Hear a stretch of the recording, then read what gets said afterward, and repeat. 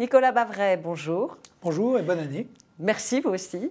Énarque, normalien, vous êtes avocat. Les lecteurs vous connaissent surtout pour vos nombreux éditoriaux et ouvrages, essais même.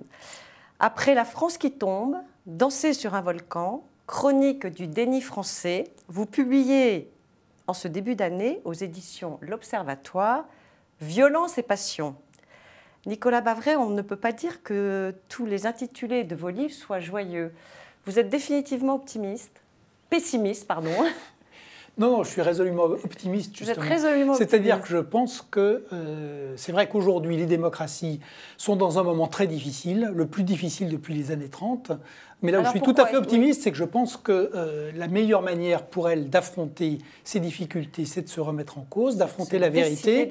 Et donc, que les citoyens des démocraties sont capables de réagir, de prendre la mesure des difficultés et de trouver des solutions. Donc, on a eu, au début du XXIe siècle, un problème majeur avec le capitalisme, cette économie de bulle qui a donné la pire crise depuis 1929. Aujourd'hui, je pense que le grand problème qui se présente à nous, c'est un problème politique et géopolitique.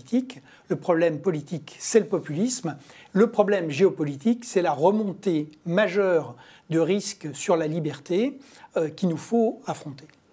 Alors, en quoi l'Europe et la France sont spécialement en première ligne sur ces sujets-là ? Alors l'Europe et la France sont à la fois des cibles parce que, compte tenu de leur situation géographique, de leur population, du fait que l'Europe est un continent riche, vieillissant et désarmé, à côté, cerné de crises et de peuples qui sont jeunes, pauvres et surarmés. Et puis l'autre raison qui est très importante, c'est que tout ce qui était un peu le cadre de la sécurité de l'Europe s'est effondré. Il n'y a plus de garantie de sécurité américaine aujourd'hui. Et à l'inverse, il y a, comme je le rappelais, des foyers de crise tout autour, avec des périls majeurs. Évidemment, le terrorisme islamiste, qui est à la fois un péril intérieur et extérieur, et puis la pression des démocratures russes et turques, c'est-à-dire des nouveaux régimes, avec hommes forts, contrôle de l'économie et de la société, manipulation du suffrage universel et très grande agressivité, esprit de revanche sur l'Occident en général et sur l'Europe en particulier. Alors on va revenir au terrorisme, parce que c'est quand même une des grandes menaces. Vous nous dites « Notre amour est plus fort que votre haine », enfin ce slogan qu'on a opposé au terrorisme, vous vous moquez, enfin vous fustigez ce slogan. Et vous dites qu'en fait, les démocraties sont dans le déni depuis plusieurs années. Comment en sommes-nous arrivés là ? Non, mais je ne me moque pas de ce slogan. Je pense simplement qu'il y a deux types de morale. La morale de la conviction et la morale de la responsabilité. Donc, qu'on pardonne à ces assassins, c'est une démarche morale qu'on peut comprendre. C'est d'ailleurs ce qu'avait fait Jean-Paul II vis-à-vis du jeune Turc qui avait essayé de l'assassiner. C'est une démarche morale. Simplement, en politique, on ne peut pas en rester à la morale de la conviction. Il y a la morale de la responsabilité.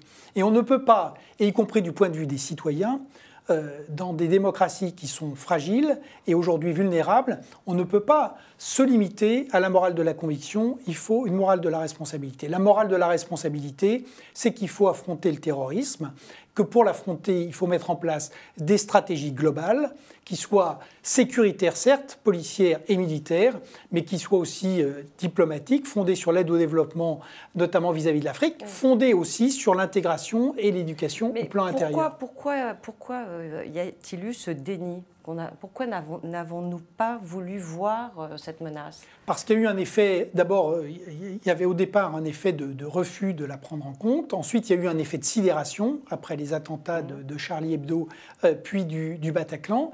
Et aujourd'hui, il y a une volonté d'oubli. Mais pourquoi ? Parce que les démocraties sont des régimes fondamentalement pacifiques. Les démocraties ne se veulent pas d'ennemis. C'est pour ça qu'elles sont toujours dans la réaction et jamais dans l'anticipation.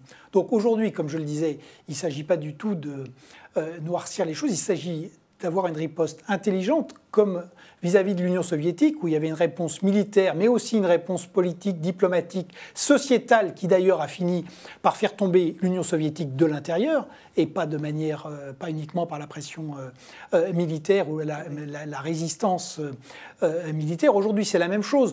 On ne peut pas répondre à la pression de l'islam radical simplement par le policier et par le militaire. Il faut aussi des réponses diplomatiques, des réponses en termes de développement et des réponses en termes d'intégration et d'éducation. Mais ce qui est vrai, c'est qu'il faut sortir du déni et on ne peut pas être simplement dans l'attente du prochain attentat majeur. Alors vous nous dites qu'Emmanuel Macron apparaît comme le nouvel homme fort de l'Europe.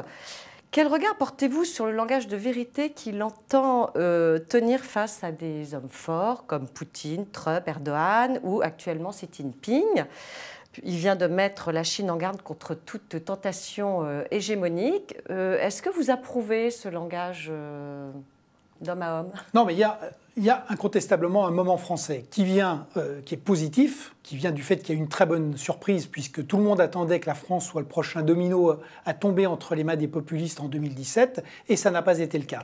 Il y a une raison qui est moins bonne, ce sont les difficultés des États-Unis avec Donald Trump, qui est en train de liquider le leadership américain, et puis du Royaume-Uni avec le Brexit, qui ampute quand même l'Europe du tiers de son potentiel militaire. Donc il y a un momentum français.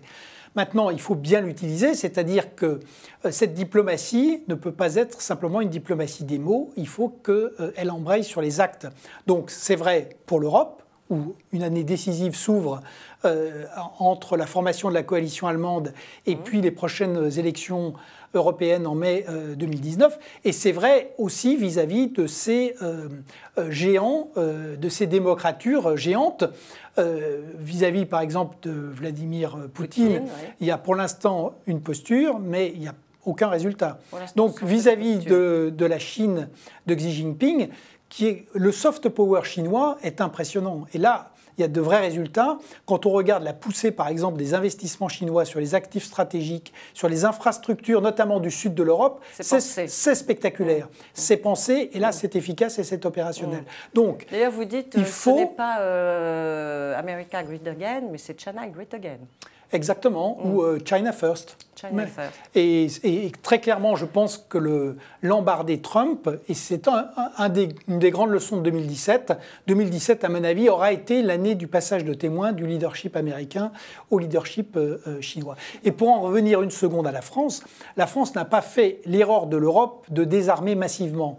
Mais en revanche, la France a un problème avec son outil militaire qui aujourd'hui est surexposé, surengagé et qui n'a pas les moyens de soutenir son surengagement. Donc je crois que le problème, non seulement du niveau de la dépense publique, mais de sa réorientation vers l'État régalien, vers la politique de sécurité intérieure et vers la défense. Et qui ne baisse pas suffisamment, voilà. Ce que disent la plupart des économistes. Alors il faut à la fois faire baisser la dépense et la réorienter vers la sécurité intérieure et la sécurité extérieure.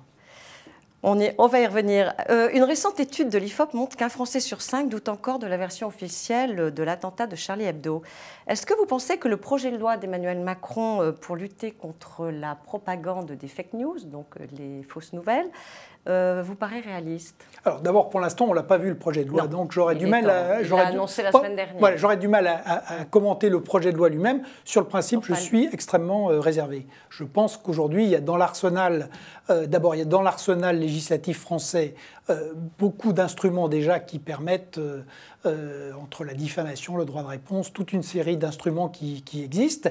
Et puis surtout, ce que je pense, c'est que le vrai antidote à la fake news, c'est l'esprit critique. C'est-à-dire que les médias responsables fassent leur travail et surtout qu'on éduque le citoyen. Donc la vraie réponse, c'est de remettre notre système éducatif en état de marche. Ça prendra un peu de temps. Et ça va prendre du temps, mais c'est la vraie priorité. Alors, on va revenir sur ce thème qui vous est cher, donc la défense. Vous nous dites que l'Europe et la France doivent prendre désormais leur sécurité et leur destin en main, puisque Trump ne répond plus vraiment présent en matière de défense. Mais vous en parlez assez longtemps dans votre livre. La crise ouverte cet été avec le chef d'état-major, le général De Villiers, vous semble faire un petit peu douter de la capacité du président de la République à y arriver. Mais je pense que d'une certaine manière, la démission du général de Villiers est un épiphénomène. Ce qui est important, c'est ce qu'il y a derrière. Et derrière, je pense que, de fait, il y a une sous-estimation et des problèmes de sécurité intérieure et extérieure et de la nécessité de réinvestir. Quand on regarde aujourd'hui donc les coupes qui ont été faites sur le budget de 2017 de la Défense ont des effets... Vous dites d'ailleurs qu'on n'arrivera jamais aux fameux 50 voilà. milliards en 2000, combien 20... Normalement, Emmanuel Macron, pendant sa campagne, avait pris l'engagement que le budget de la Défense 2025. Soit de 2% du PIB en 2025, ce qui représente 50 milliards d'euros. Oui. Et de fait... Vous arrivez à 40, je crois. Alors, on arrive aujourd'hui à 42 milliards en 2022, mais 42 milliards en 2022, ça voudrait dire qu'il y a c'est gigantesque pour arriver à 50 en 2025. Et pour donner quand même une idée aujourd'hui de ce qui se passe, le budget donc pour 2018, il sera de 34,2 milliards. Comme on réintègre dedans le coût des opérations extérieures, en fait, ça revient à une baisse du budget militaire, même s'il augmente facialement. Et en revanche, par exemple, l'Allemagne réinvestit 2 milliards par an. Donc en 2018, le budget allemand, c'est 39 milliards et le budget britannique, c'est 46 milliards. Donc on voit que, alors même que la France doit financer une dissuasion indépendante, et alors même que nous avons 30 000 soldats en opération tous les jours, ce qui est 30% de plus que ce que prévoyaient les contrats opérationnels. Donc le problème, sans rentrer dans trop de techniques, mais que le problème est le suivant. Il y a 3 difficultés pour l'outil militaire français. Il faut le régénérer. Pourquoi ? Parce qu'il est au-delà de ses capacités. Aujourd'hui, un militaire sur 2 veut ne pas renouveler son contrat parce qu'il considère que sa vie personnelle est incompatible avec sa vie professionnelle. C'est 1 sur 2, c'est énorme parce qu'on perd en même temps toute l'expérience au combat. Le deuxième problème, c'est la modernisation. Il y a des matériels qui sont trop vieux, et puis on a des gros manques dans les drones, dans les satellites. Il faut investir aussi dans le cyber. Et le troisième problème, c'est la dissuasion. La dissuasion fonctionne par cycle.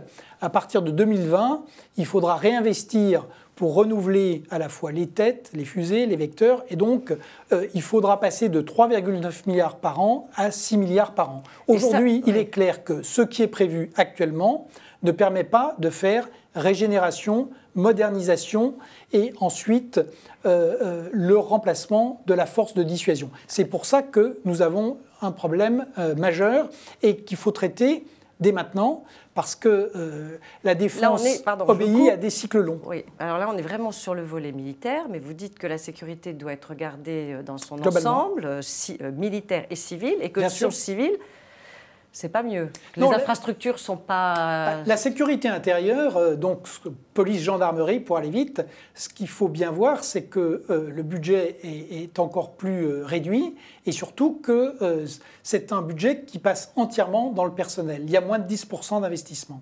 Et donc, c'est pour ça que les gendarmeries, les gendarmes, les policiers n'ont plus de voitures, que ces voitures, quand ne sont pas en état de fonctionner de manière... en matière de gilet pare-balles, ça ne va pas du tout, et que, y compris ceux qu'on a achetés en Roumanie, tombent en loc. Et par ailleurs, là encore, on manque des investissements majeurs sur le cyber, sur la police technologique. Parce que là aussi, il faut non seulement combler les lacunes, mais il faut investir dans l'avenir et aussi sur la sécurité intérieure. Et là, il y a un vrai changement de culture à faire, c'est-à-dire que le ministère de l'Intérieur ne peut pas être seulement celui de la réactivité et de la proximité. Il faut qu'il devienne aussi un ministère de planification, de programme et d'anticipation des risques, exactement. Bah écoutez, merci beaucoup Nicolas Bavray de toutes ces explications qui font un petit peu froid dans le dos quand même, et de cet appel aux nations libres à réagir face aux menaces. Voilà, mais il faut bien voir que souvent le problème des démocraties, c'est qu'elles réagissent tardivement. En même temps, une fois qu'elles se mettent en route, elles ont une bonne capacité à refaire le terrain perdu. C'est ce qu'il faut faire en France et en Europe. Merci pour cette note d'optimisme. Merci. Au revoir Nicolas Bavray.